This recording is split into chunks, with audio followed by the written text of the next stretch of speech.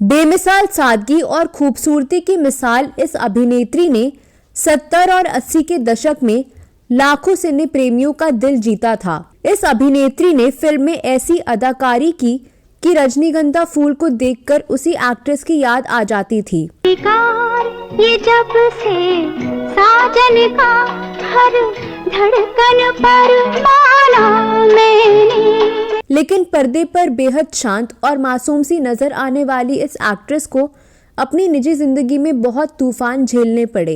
Film रजनीगंधा से limelight में आने वाली एक्ट्रेस विद्या सिन्हा की रियल लाइफ खूबसूरत रही, लेकिन उनकी रियल लाइफ अत्यंत दुख भरी रही। कई बार यूं ही देखा है ये जो मन की सीमा रेखा है, मन तोड़ने लगता है। रजनीगंधा पति पत्नी और छोटी सी बात जैसी फिल्मों में अपने बेहतरीन अदाकारी से बॉलीवुड में अपनी खास पहचान बनाने वाली और गर्ल नेक्स्ट डोर का खिताब पाने वाली विद्या सिन्हा को बचपन से ही तकलीफों का सामना करना पड़ा।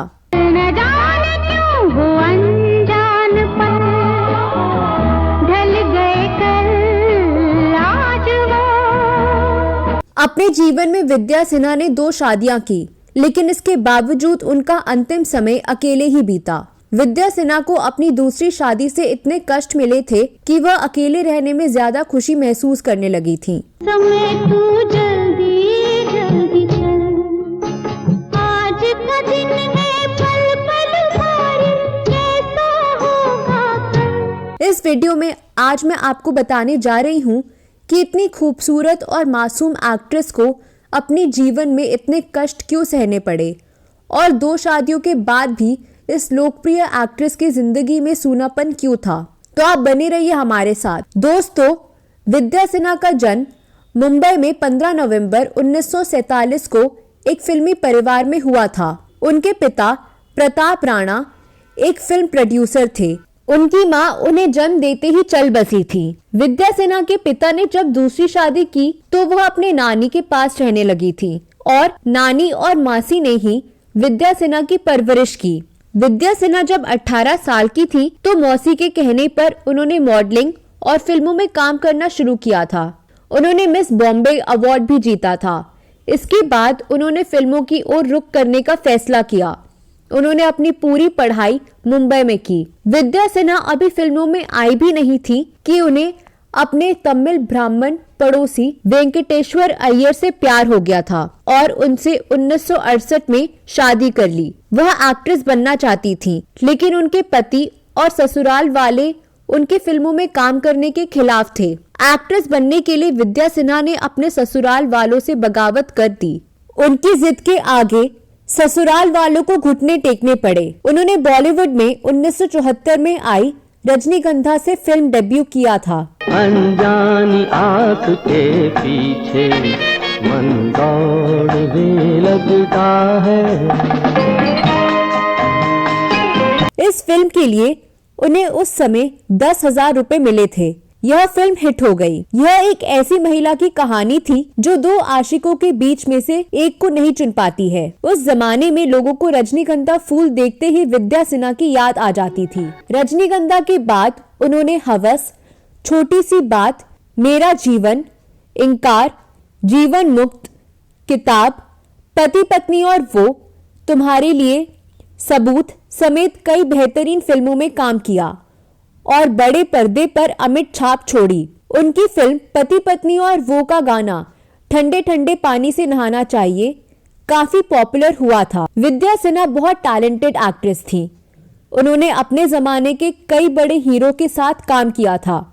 उन्होंने उस समय कर्म फिल्म में राजेश खन्ना के साथ काम किया था, जो बॉलीवुड के पहले सुपरस्टार होने का खिताब पहले ही पा चुके थे। दिल से दिल जो मिले, चल पड़े सिलसिले। इसके अलावा विनोद खन्ना, उत्तम कुमार, संजीव कुमार, अमोल पालेकर, शशि कपूर, विनोद मेहरा और शत्रुघ्न सिन्हा के साथ भी वो काम कर चुकी थी। उनकी कई फिल्में हिट रही हैं। हालांकि उन्होंने कई ए लिस्ट वाले एक्टर्स के साथ काम किया, लेकिन फिर भी वह ए लिस्ट हीरोइन नहीं बन पाई। अपने 12 साल के करियर में उन्होंने 30 फिल्मों में काम किया। 70 और 80 के दशक की फिल्मों में विद्या सिन्हा उस समय की गर्ल नेक्स्ट डोर हुआ करती थी। लेकिन विद्या की प्रोफेशनल लाइफ जितनी अच्छी रही, उनकी पर्सनल लाइफ में उतनी ही ज्यादा परेशानियां आईं। शादी के लंबे समय बाद भी उन्हें कोई संतान नहीं हो पाई।